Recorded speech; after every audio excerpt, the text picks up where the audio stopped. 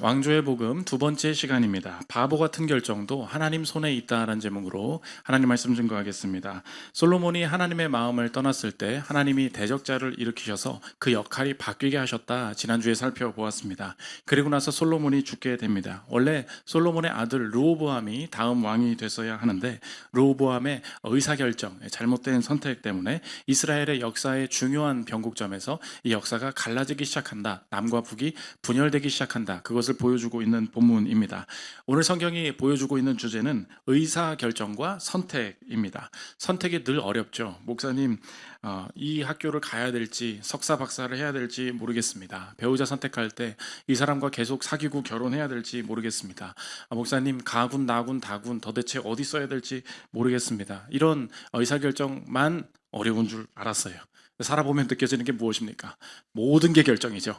모든 것을 결정하고 그 모든 게 다 장단점이 있기 때문에 회의할 때마다 이제 그 팀장님들 만나 보면은 회의할 때마다 어려움을 느낍니다. 내가 이거 지금 업무할 때마다 다 맞는 이야기고 다 장단점이 있기 때문에 사실 명확한 방향이라고 할 게 잡을 수가 없어서 모르겠습니다. 그래서 어떤 대표님은 들어보니까 그냥 A랑 B랑 A안과 B안이 있으면 그냥 무조건 A로 한대. A로 무조건 A로 올라온 걸 무조건 하자. 왜냐하면 둘 다 했는 분들 장단점이 있는 거예요. 어떤 분은 그냥 가위바위보 한데 가위바위보, 둘이 가위바위보해 된 걸로 하자. 아무리 내가 생각하고 해도 다 장단점이 섞여 있는 거기 때문에 의사결정이 어떻게 될지 모르겠다. 사람이 이 결정 앞에서 언제나 작아질 수밖에 없다는 것입니다. 우리의 의사결정과 선택 속에서 하나님이 어떻게 일하시고 의사결정의 순간마다 무엇을 붙들어야 할지 살피는 시간 갖도록 하겠습니다. 세 가지로 나눠서 살피겠습니다. 첫째로 살필 것은 선택의 주권입니다. 모든 하나님의 역사가 사람이 하는 의사결정과 선택을 통하여서 나타나기 시작함을 보여주고 있는데 오늘 르호보암이 세겜으로 갔다 이야기합니다. 12장 1절 보십시오. 르호보암이 세겜으로 갔으니 이는 온 이스라엘이 그를 왕으로 삼고자 하여 세겜에 이르렀음이더라. 세겜에 이르렀다 하면 모든 사람들이 다 인지했습니다. 이 세겜이라는 장소는 하나님과의 관계의 갈림길이다. 언제나 이것을 뜻할 때 세겜으로 갔다 이야기합니다. 승리와 패배를 선택하는 장소, 하나님이냐 우상이냐 이것을 선택하는 장소, 결정을 해야 되는 순간에 언제나 세겜으로 갔다 이야기한다는 것입니다. 아브라함이 하나님의 약속받을 때 세겜으로 갑니다. 창세기 12장 6절 보십시오.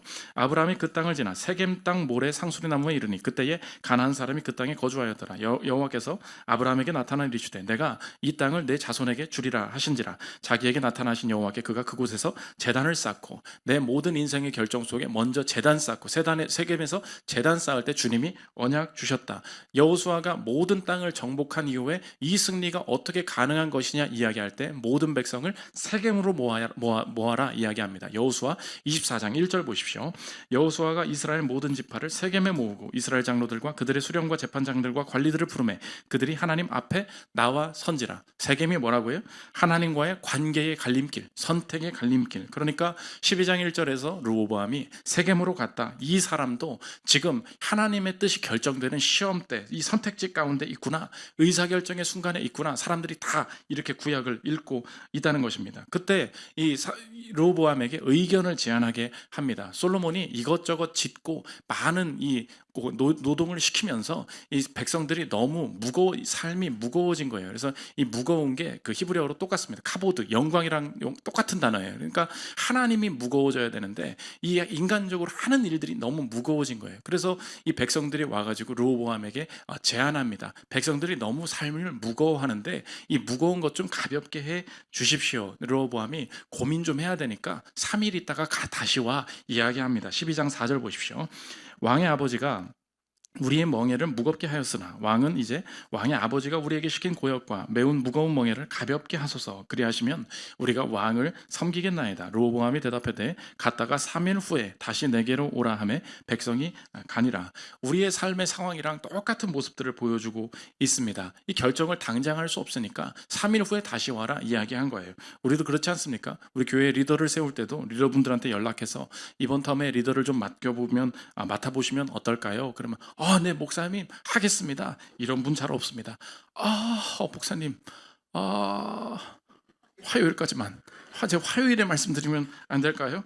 조금만 시간을 주세요. 왜 그렇습니까? 불순종하고 싶은 게 아니에요. 이거 맡아도 될까? 내 인생에 어떤 제안이 들어오면 언제나 이거 하다가 내가 할 수 있는 것일까? 감당해낼 수 있을까? 여러 고민들이 필요하니까 우리의 의사결정 상황을 너무나 잘 보여주는 본민이 된다는 것입니다. 3일 사이에 르호보암이 고민했겠죠. 그래서 제안을 먼저 받았고 3일 동안 의견을 물은 거예요. 그 의견을 물을 때 두 가지로 나뉘어집니다. 노인들, 이전에 솔로몬과 같이 있었던 사람들한테 물어보니까 백성을 좀 섬기십시오. 가볍게 해주십시오. 그러면 평생에 이 왕권이 공고할 것입니다. 12장 6절 보십시오.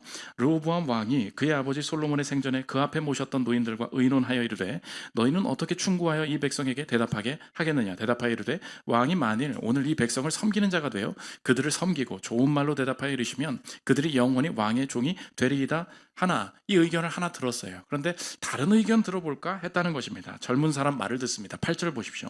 왕이 노인들이 자문하는 것을 버리고 자기 앞에 모셔있는 자기와 함께 자라난 어린 사람들과 의논하여 함께 자라난 소년들이 왕께 아뢰어 이르되 내 아버지께서 너희에게 무거운 멍에를 매게 하였으나 이제 나는 너희의 멍에를 더욱 무겁게 할지라. 내 아버지는 채찍으로 너희를 징계하였으나 나는 전갈 채찍으로 너희를 징계하리라 하소서. 그래서 이 본문을 읽고 잘못 적용하면 안 되는 게 뭐냐? 역시 어린 사람 말은 듣는 게 아니고 다 노인들, 연륜이 있는 사람 말을 들으십시오. 절대 이렇게 적용하면 안 됩니다. 그래 맞아, 신입사원 말은 들으면 안 돼, 이렇게 결정하면 안 됩니다. 절대 젊은 사람 말을 들으면 안 된다는 말이 아니고 이 당시에 노인은 지혜의 상징이었습니다. 그러니까 이 르호보암이 지혜롭지 못한 결정으로 가고 있다, 그것을 보여주고 있는 거예요. 그래서 오늘 본문에서 핵심적으로 봐야 될 것이 무엇이냐? 르호보암은 미련하게 결정하였습니다. 우리도 미련함을 버리고 지혜롭게 결정합시다. 이게 핵심이 아니라는 거예요.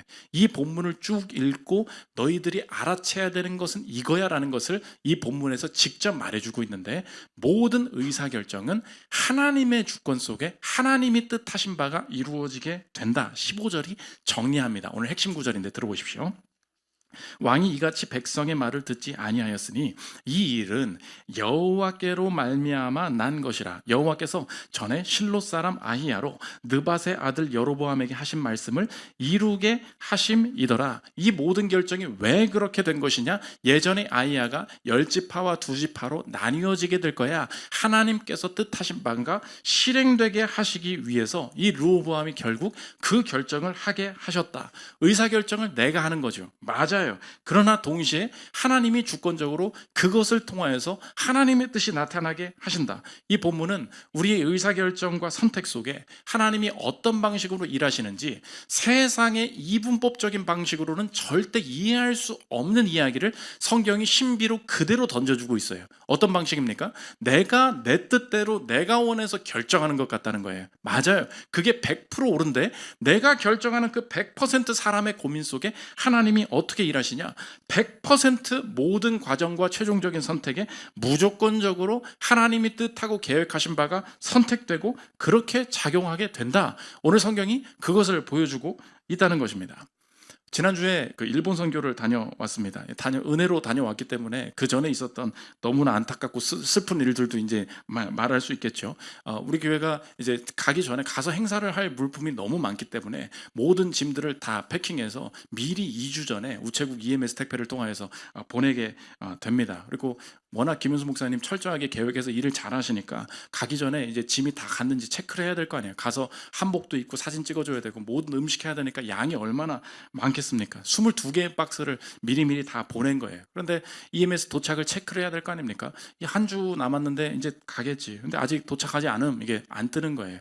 그리고 나서 이제는 지난주에 가야 되는데 월요일 날 출발을 해야 되는데 수요일, 목요일 돼도 이 박스가 아직 도착하지 않게 된 거예요. 니네들 왔나 확인해봐라. 일본 측에 연락을 해도 아직 못 받았다. 너무 이제 다급해지니까 직접 가서 그 세관에 좀 말 좀 해보라고. 그래서 선교사님이 직접 찾아가서 보니까 22개의 박스가 월요일 날 출발해야 되거든요. 금요일 날 3일 전에 다 빠꾸 당한 거예요.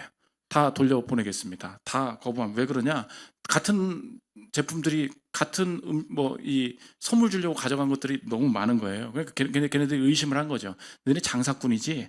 이거 들고 가가지고 팔려고 하지? 그러니까 잘못 보니까 22개 전체 그 반송 처리 되겠다. 더 이상 클레임 걸지 말라. 더 이상 말하지 말라. 그냥 잘라버린 거예요.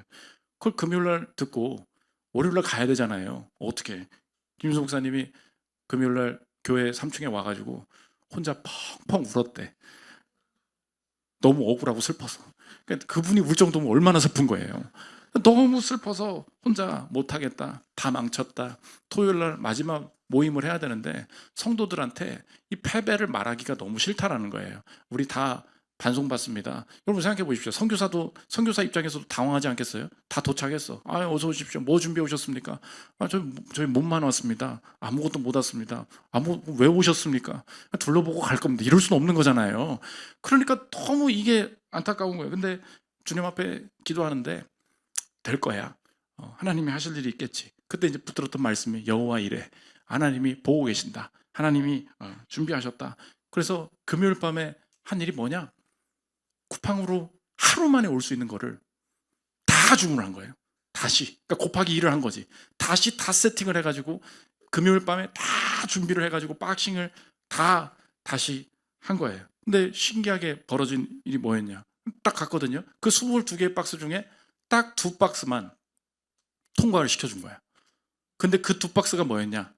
하루 만에 우리나라에서 쿠팡으로 주문할 수 없는 물건. 카메라 뭐 이런 것 때문에 이거는 미리 어디 가서 사놔야지, 그거는 미리 준비할 수 없는 건데 그냥 이유가 없어요. 그 2박스만 통과. 나머지는 다 리젝 시키고, 근데 나머지는 쿠팡으로 다 준비해서 갔는데 도착 딱 하니까 2박스만 와 있는 거야. 그거는 쿠팡으로 준비할 수 없었던 물건. 그때 너무 신기한 거예요. 하나님이 왜 이런 일들을 통과하게 하시는지는 모르겠지만 마음에 하나님이 이 상황 알고 계신다. 하나님이 이 상황을 주도하고 계시다. 너희들 승리할 것이다. 너희들 하나님의 일들에 참여하게 될 것이다. 그때 그 일본 세관, 그 사람 어떤 스타일인지 난 지금 이름도 몰라요. 그 사람 이름 뭔지, 나카무라인지 뭔지 우리는 모른다고. 근데 그 사람한테 하나님이 순간적으로 선택할 때 그 22개의 박스 중에 그 2개를 왜 보내요? 다 리젝을 시켜야지. 그 2개만 들어가게. 그거 누구 선택이에요? 자기는 자기 마음대로 이건 괜찮은 것 같으니까 넣겠지.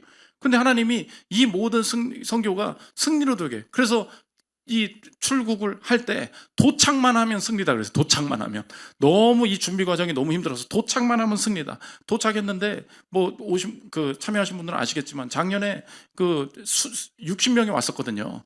배가로 와서 120명이 왔어요. 코리안 파티에 120명이 와서 복음 듣고 풍성한 열매를 주셨다. 그때 하나님 우리가 느껴지는 게 무엇입니까?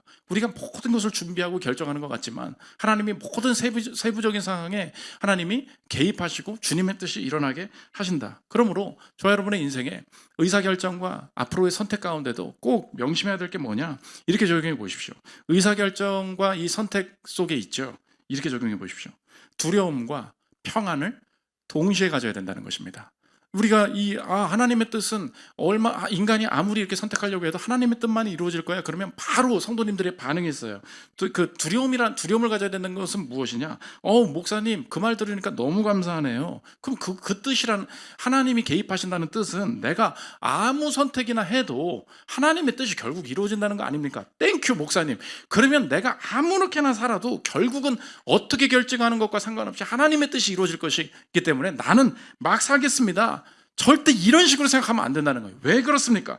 무슨 선택을 하는 것과 상관없이 하나님의 뜻이 이루어진다, 그렇게 봐야 되는 것이 아니라 그 선택을 통해서 하나님의 뜻이 이루어지게 하시겠다는 거예요. 그러면 뭔 짓을 하든지 하나님의 뜻이 이루어질 거야. 만약 하나님의 뜻이 내가 방탕하게 살고 내가 아무렇게나 살아도 하나님의 뜻이 이루어질 거야. 내가 방탕하게 살게 선택하게 하심으로써 하나님의 뜻이 나의 인생에 은혜를 잃어버리고 내 인생이 멸망으로 치닫도록 하는 것이 하나님의 뜻이면 어떡할래? 그게 무서운 거라는 거예요. 너가 마치 하나님의 뜻과 나의 선택은 무관한 듯이 말하지만 하나님은 이 선택을 통하여 일하시겠다고 말씀하셨기 때문에 내 인생에 무슨 선택을 하든지 주의 뜻이 떨어지니까 나는 태평합니다. 내가 방탕하고 죄를 지어도 아무 상관없습니다. 그 죄를 실행하도록 하나님이 그걸 선택하게 하심을 통하여서 하나님의 은혜에서 끊어지도록 하시는 것이 하나님의 뜻이면 어쩔 거냐? 우리는 무서움과 심각함으로 두려움을 가지고 우리의 매번의 의사결정을 대해야 한다는 것입니다. 하나님이 나의 선택 자체를 사용하신다. 게알더스 보스가 이렇게 이야기합니다. 들어보십시오. 만일 사람이 수단을 사용하는 것에 대해 자신의 반감과 반의, 이게 뭐예요? 하나님 뜻대로 살지 않아도 된다는 마음이 결과와 상관없다고 생각한다면 그는 자신을 속이는 것이다. 왜냐하면 반감과 반의가 바로 하나님께서 이런저런 결과가 일어나지 않도록 사용하시는 수단이기 때문이다. 내 인생에 나는 기도 안 해도 돼, 난 예배 안 드려도 돼, 난 주의 뜻을 행하지 않아도 돼. 그래도 하나님은 은혜의 하나님이셔서 나에게 은혜를 주셔. 그렇지 않다는 거예요. 하나님께서 내게 은혜를 거두게 하시려고 내가 이 은혜를 거부하는 선택을 하게 하시는 상황이면 어떡하냐? 하나님은 우리의 선택을 사용하셔서 뜻을 이루시는 분이라면 우리 의사결정 속에 맨 처음 가져야 될 생각이 뭐예요? 그게 두려움이에요. 하나님 앞에서 내 선택을 통해서 주의 뜻이 드러나기를 원한다. 동시에 평안이 같이 있어요. 왜 그렇습니까? 내 인생이 이 결정을 통해서 무슨 일이 벌어질지 모르는데 이 모든 의사결정 때문에 내 모든 의사결정이 내 책임이고 나 때문에 내 미래가 결정된다고 그 생각을 해보십시오. 얼마나 내 인생의 압박감이 크겠습니까? 그래서 여러분의 인생에 회사 다니거나 이렇게 살아보면 부모나 어떤 대표나 어떤 그 수장이 되는 사람들 맨날 술 마시고요, 맨날 마약하고요, 맨날 이상해요. 저 사람 이상하네. 뭐 결제만 하고 도장만 찍어주는 것 같은데 내가 일 훨씬 많이 하는 것 같은데 쟤 왜 이렇게 힘들어해? 그렇게 생각하면 안 돼요. 어떤 스트레스냐? 의사결정의 스트레스예요. 내 모든 쌓아온 모든 성취가 이 또 마주한 갈림길 이 한 방에 다 날아가는 거예요. 다 무너질 수 있는 거예요. 그러면 쌓아온 성취가 클수록 압박감도 어떻게 돼요? 커지는 거예요. 다 나만 쳐다봐. 결정해 달래요. 결정해 달래. 나도 모르겠거든요. 그 결정 때문에 망하면 어떻게 되는 거예요? 그럼 내 인생에 이게 다 내 책임이구나. 근데 하나님께서는 두려움과 동시에 평안 주시는 것이 무엇입니까? 우리 의사결정을 통해서 누가 일하세요? 하나님이 주권적으로 일하세요. 믿으십니까? 하나님이 의사결정에 개입하고 선택하게 하신대요. 그러면 우리가 아무리 순간적인 오류가 끼어있고 내가 미숙하게 판단을 했더라도 여전히 이 결정을 통하여서 주의 뜻만 일어나게 된다. 이 일은 여호와께로부터 말미암아 난 것이다. 우리가 그것을 믿는다면 내 인생의 두려움과 동시에 평안 가운데 설 수 있다는 것입니다. 그래서 오늘 본문을 정리하면 제목과 같다는 것입니다. 바보 같은 결정도 하나님의 손에 있다는 거예요. 이 선택이 하나님의 주권 안에 있다. 오늘 성경이 르호보암의 결정을 통하여서 우리에게 하나님이 일하시는 방식을 보여주고 있다는 것입니다.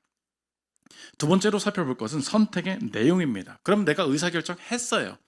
그 다음에 이 선택의 내용, 구체적인 변화되는 과정 속에서 하나님이 어떻게 일하시냐? 사람들의 착각이 뭐냐? 하나님이 르호보암이 왕이 될 거야. 큰 결정은 하나님의 손에 있는데 그 결정 이후에 벌어지는 모든 내용들은 인간이 그냥 이것저것 싸워가면서 만들어가는 내용들이야. 이 내용들 속에서는 하나님의 관심이 없는 거야. 이렇게 착각하기 쉽다는 것입니다. 하나님이 오늘 본문을 통해서 16절부터 보여주시는 것은 무엇이냐? 결정했죠. 르호보암이 이렇게 미련하게 결정을 했죠.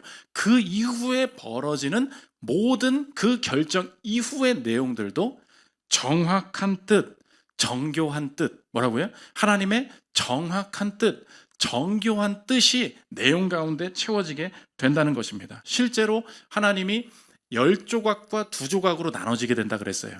10지파와 2지파로 나누어지게 될 거야. 막상 분위기는 그렇지 않았다는 것입니다. 르호보암이 내가 전갈채찍으로 다스릴 거야 라고 딱 말하니까 온 이스라엘 백성들이 뭐라 그러냐? 나는 이제 다윗의 집과 상관없다. 르호보암 너를 왕으로 인정할 수 없어. 우리는 따로 갈 거야. 실제로 민심은 르호보암을 전면적으로 거부하는 쪽으로 흘러가는 게 당연했다는 거예요. 그런데 이상하게 이 모든 내용 중에 과정 중에 하나님이 일하셔서 내가 뭐라 그랬어? 10개와 2개라 그랬지. 그 내용마저 하나님의 뜻이 이루어질 수 있도록 하나님이 일하시더라는 것입니다. 16절 보십시오. 온 이스라엘이, 여기가 핵심이에요. 온 이스라엘이면 몇 지파예요? 12지파라고. 모두가 자기들의 말을 왕이 듣지 아니함을 보고 왕에게 대답하여 이르되 우리가 다윗과 무슨 관계가 있느냐? 이사의 아들에게서 받을 유산이 없도다. 이스라엘아, 너희의 장막으로 돌아가라. 다윗이여, 이제 너는 내 집이나 돌아보라 하고 이스라엘이 그 장막으로 돌아가니라. 그런데 17절 이상해요.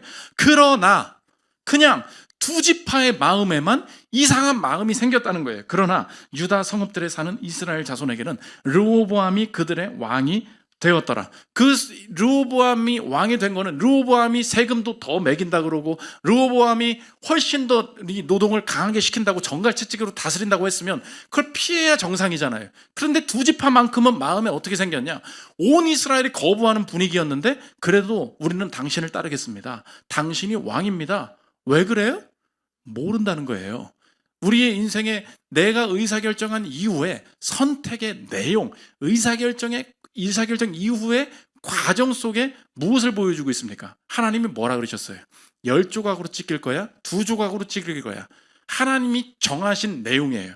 정확한 뜻, 정교한 뜻이 여전히 펼쳐지고 있다는 것입니다. 그래서 우리 인생에 고민해서 결정한 그 이후의 내용들 있잖아요. 하나님의 손 안에 있다는 것입니다. 역으로 그러니까 르호보암은 또 뭐라 그러냐? 지금 12대 0이 될 줄 알았는데 10대 2가 되는 거예요. 근데 반대로 르호보암 쪽에서는 여로보암이 마음에 들지 않은 거예요. 어떤 입장이겠어요? 너희들 솔로몬의 아들이 왕이 되어야 돼. 그런데 정책이 마음에 들지 않는다고 왕을 인정하지 않아? 이거 쿠데타야. 이렇게 말할 수밖에 없는 거예요. 그러니까 르호보암의 진영에서는 어떤 일들이 부글부글 끓어오르기 시작하냐? 우리가 지금 이렇게 있어서는 안 됩니다. 이 10지파 우리를 거부한 자들 다 우리가 때려잡아야 됩니다. 전쟁을 일으키시죠 라고 말하는 거예요. 그러니까 인간이 뜻했던 거는 12대 0이거나 0대 12인 거예요. 서로가 뜻한 바는 이렇게 됐어야 됐어요. 그런데 내용 중에 뭐가 이루어지냐? 내가 말했잖아. 10대 2라고. 그렇게 될 거라고 말했잖아. 전쟁을 일으키려고 0대 11로 만들려고 전쟁을 일으키려고 했는데 하나님이 주권적으로 막으십니다. 21절 보십시오. 르호보암이 예루살렘에 이르러 유다 온 족속과 베냐민 지파를 모으니 택한 용사가 18만 명이라. 이스라엘 족속과 싸워 나라를 회복하여 솔로몬의 아들 르호보암에게 돌리려 하더니 하나님의 말씀이 하나님의 사람 스마야에게 임하여 이르시되 여호와의 말씀이 너희는 올라가지 말라. 너희 형제 이스라엘 자손과 싸우지 말고 각기 집으로 돌아가라. 이 일이 오늘 그래서 15절과 24절은 병행구절이에요. 언제나 마지막에 마무리를 똑같이 한다고. 이 일이 나로 말미암아 난 것이라 하셨다 하라 하신지라. 그들이 여호와의 말씀을 듣고 그 말씀을 따라 돌아갔더라. 너희들 인간적인 생각에는 지금 여로보암이 왕이 되는 게 맞다고 생각하지.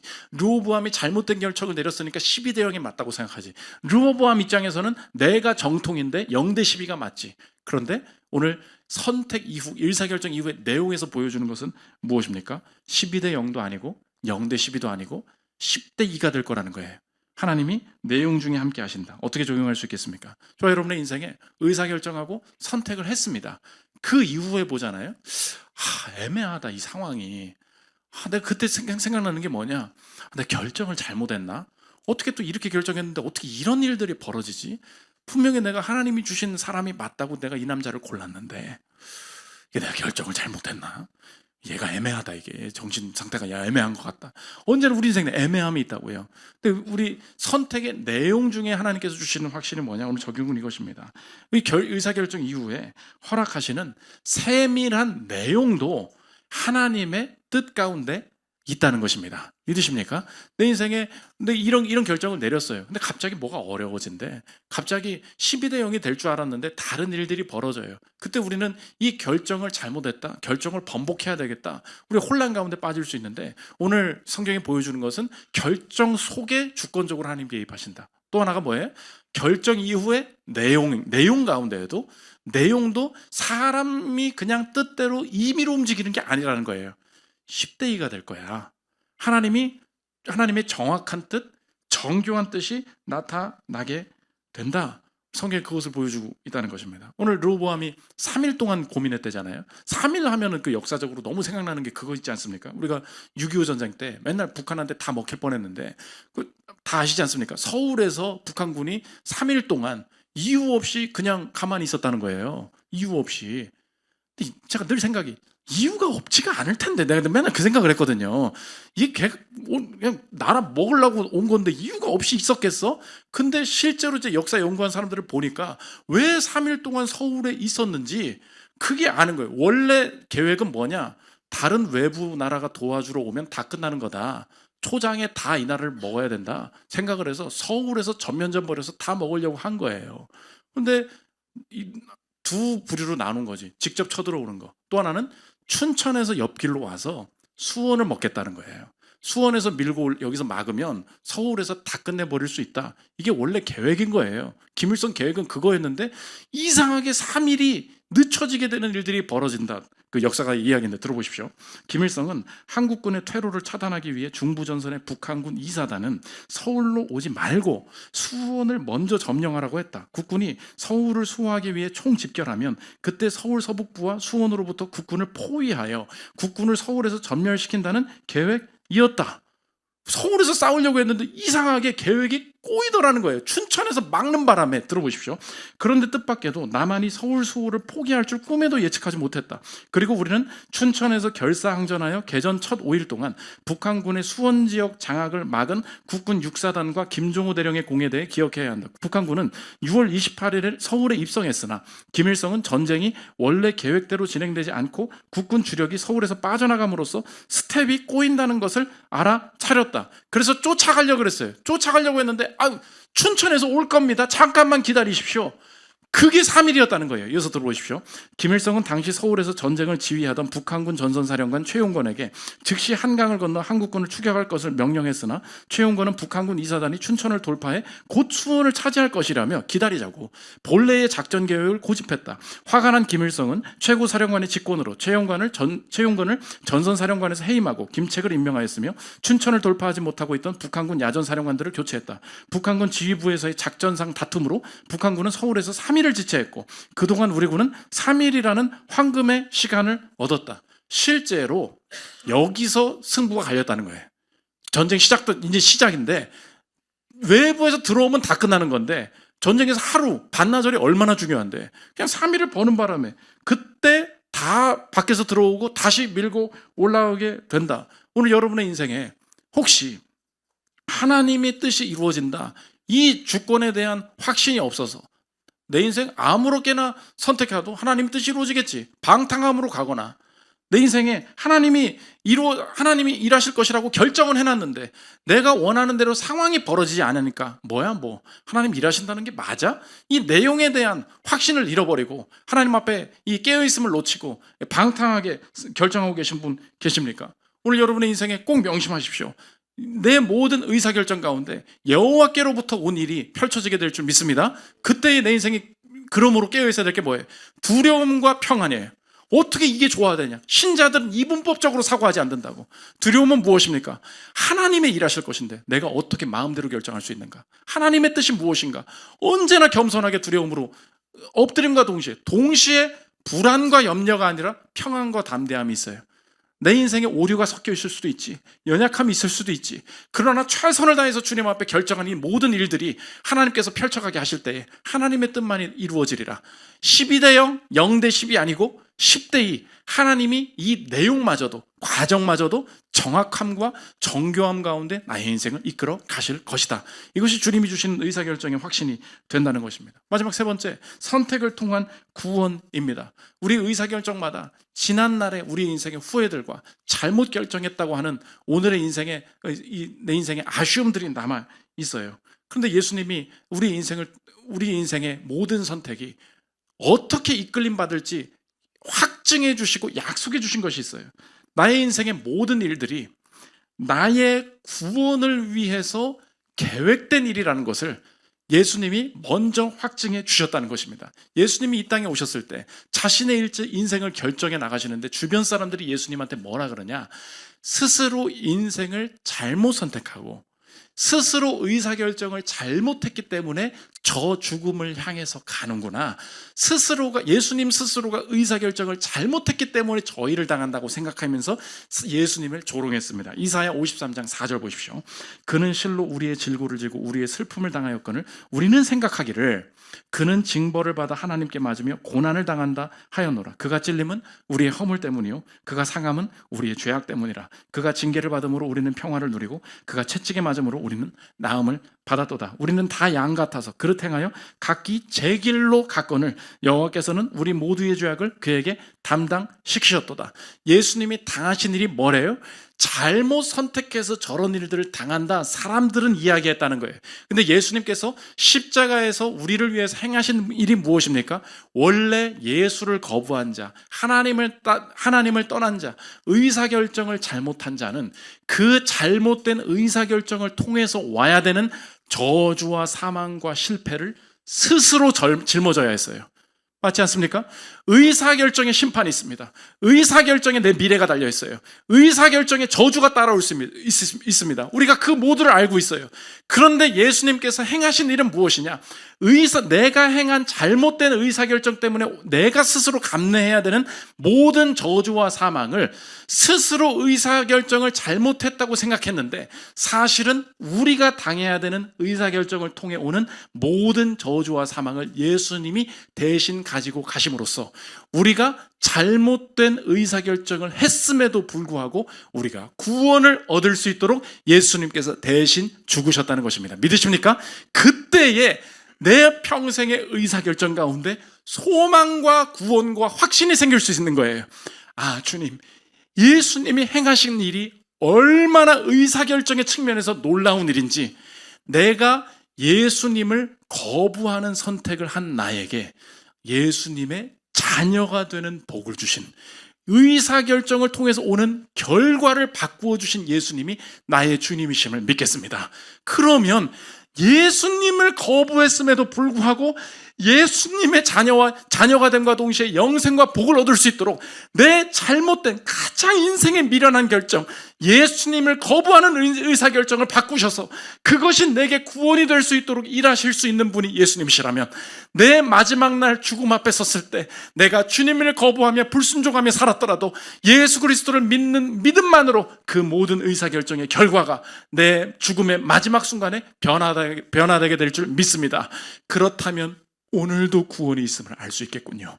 주님, 평생에 내 힘으로 이 힘겨운 내 이 학업과 내 커리어를 어떻게 감당해 나가야 할지 의사 결정마다 무겁고 힘들었어. 회의 시간마다 박차고 나가고 싶고 회의 시간마다 두려워 떠는 것이 나의 인생이었는데 하나님, 내가 확신할 수 있는 것은 이 일은 여호와께로부터 난 것이다. 내 모든 실수도 주님께서 내게 복이 되도록 그 결정의 과정을 바꾸신 주님이 나와 함께 계시니 하나님, 확신하겠습니다. 지난날에 내 의사결정에 후회가 있거든 하나님, 오늘 그 모든 것을 십자가에 못 박기를 원합니다. 주님께서 내가 지난날에 행해왔던 모든 결정 때문에 벌어지는 내 삶의 결과 속에 저주와 사망은 모두 가져가신 줄 믿습니다. 그러므로 오늘 벌어지는 일들이 후회스럽게 보일지라도 저주와 사망을 가져가셨으니 오늘 벌어지는 결과들은 이 벌어지는 내용, 이 벌어지는 결과를 통해서 하나님의 선한 뜻, 내게 복이 되는 길로 하나님께서 이 모든 결과들을 사용해 주실 줄 믿습니다. 그 담대한 확신이 있는 거예요. 그럼에도 불구하고 내 미래의 모든 것은 마음대로 결정하는 것이 아니요 주님이 자신의 피값으로 내 결정을 생명으로 바뀌도록 일하신 분이 나와 함께 계시니 어떻게 내가 이 생명을 다시 떠날 수 있겠습니까? 내가 결정할 때마다 주님이 내 생명 되심을 알고 그의 뜻을 분별하며 평생에 나의 의사결정을 통해 주님의 뜻이 드러나게 하여 주옵소서. 평생에 이 의사결정과 선택 속에 함께 하시는 주님의 주권을 견고히 신뢰함으로 말미암아 의사결정을 통해 하나님의 뜻을 온전히 경험하는 저와 여러분들 되시기를 기도합니다. 우리 찬양하고 기도하는 시간 갖도록 하겠습니다.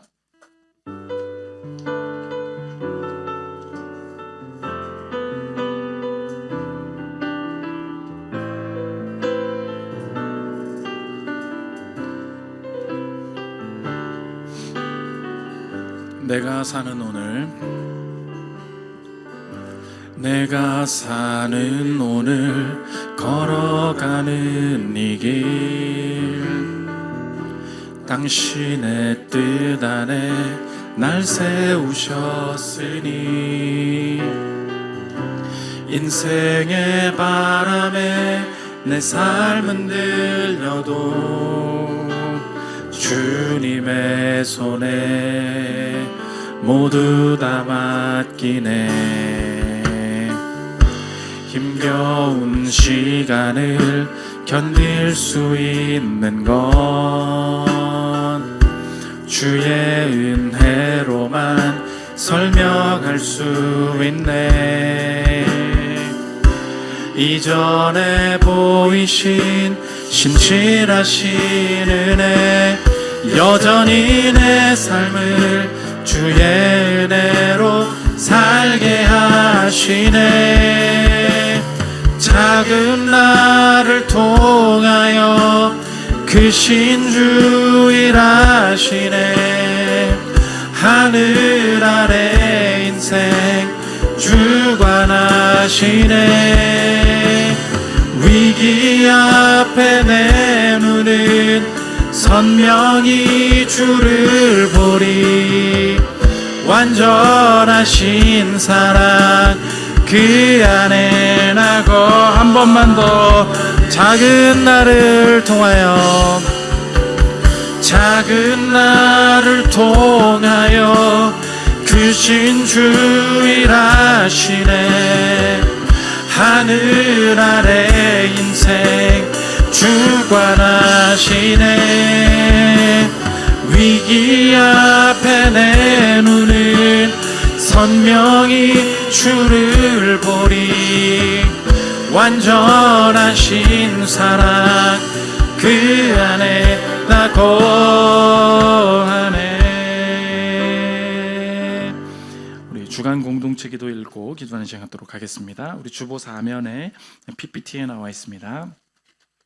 설교 요약입니다. 우리 한 주간의 기도 제목으로 삼았으면 좋겠습니다. 함께 읽겠습니다. 시작. 바보 같은 결정도 하나님 손에 있습니다. 사람이 선택하는 곳에 하나님이 주권적으로 개입하심을 알게 하소서. 하나님의 주권을 핑계로 마음대로 선택해도 된다고 착각하지 않게 하소서. 두려움과 평안을 동시에 가지고 주님 뜻을 택하게 하소서. 선택의 과정도 함께 하심을 믿습니다. 하나님의 뜻처럼 보이지 않는 부정적이고 임시적인 상황들도 하나님이 하실 일이 있음을 알게 하소서. 하나님의 정교한 뜻, 정확한 뜻만 내 삶에 이루어짐을 확신하게 하소서. 모든 선택이 나의 구원을 위해 계획되어 있음을 알게 하시니 감사합니다. 예수님을 죽이는 선택을 통해 예수님을 거부했던 내가 구원받게 되었음을 믿습니다. 예수님을 믿는 나의 모든 선택이 내 삶을 살리는 선택이 되도록 나의 선택에 함께하여 주소서. 기도 제목 놓고 기도하는 시간 갖도록 하겠습니다. 기도하겠습니다. 하나님 아버지, 우리 인생의 바보 같은 모든 결정 가운데도 주님이 함께하시니 감사합니다. 하나님의 주권이 우리에게 위로가 되기를 원합니다. 하나님, 예수님을 거부하는 결정마저 예수님 앞에 구원받는 결정으로 바꾸어 주신 그리스도의 은혜와 권세를 무한히 찬양하기를 원합니다. 하나님 아버지, 예수 믿는 사람들의 결정이 얼마나 위대한 일인지 미련한 모든 결정마저 죄와 사망의 저주는 예수님이 가져가시고 오늘의 모든 선택들을 통하여서 하나님의 선하신 뜻이 나타나게 되실 것을 믿습니다. 하나님 아버지, 오늘도 하나님 주의 주권을 명목을 삼아 마음대로 결정해도 된다고 생각하는 모든 교만함들을 다 버릴 수 있도록 주님 도와주시고, 두려움과 겸손함을, 하나님 두려움과 평안을 동시에 가지고 하나님 섬길 수 있도록 주님 인도하여 주시고 함께하여 주시옵소서. 하나님, 큰 부분에만 함께 하시는 것이 아니라 내 인생의 모든 선택 이후의 과정과 내 모든 내용에도 온전히 하나님의 뜻만 나타나게 될 줄 믿습니다. 12대 0도 아니고 0대 12도 아니고 10대 2로 하나님의 정하신 뜻들이 세밀하게 펼쳐질 줄 믿습니다. 정확한 뜻, 정교한 뜻을 신뢰하고 과정 중에 하나님께서 일하시는 것들, 하나님 확신 가운데 하나님의 일하심을 바라볼 수 있도록 주님 도와주시옵소서. 예수님이 하나님 나의 모든 의사결정의 저주와 사망을 가져가셨으니 오늘도 결정하는 것들을 통하여서 주님께만 영광 될 수 있도록 인도하여 주시옵소서. 작은 나를 통하여, 작은 나를 통하여 크신 주 일하시네. 하늘 아래 인생 주관하시네. 위기 앞에 내 눈은 선명히 주를 보리. 완전하신 사랑 그 안에 나 거하네. 제가 기도하겠습니다. 하나님, 예수 그리스도를 구주로 믿는 것이 얼마나 놀라운 일인지 지금까지 내가 했던, 그리고 앞으로도 결정할 모든 의사결정의 저주와 사망의 권세를 예수 그리스도께서 가져가신 줄 믿습니다. 오늘도 우리의 잘못된 결정마저 예수님의 자녀가 되는 결정으로 바꾸신 예수님, 하나님, 그분의 권세를 의지하여 매번의 선택 속에 하나님, 신자의 선택은 불신자들과 모든 다른 일들을 만들어냄을 알고 평생에 두려움과 겸손함, 그리고 동시에 평안함 가지고 하나님의 뜻을 구할 때 우리의 모든 결정을 통하여서 하나님의 선한 뜻만이 온전히 나타날 수 있도록 주님 축복하여 주옵소서. 감사드리며 예수 그리스도의 이름으로 기도합니다. 아멘.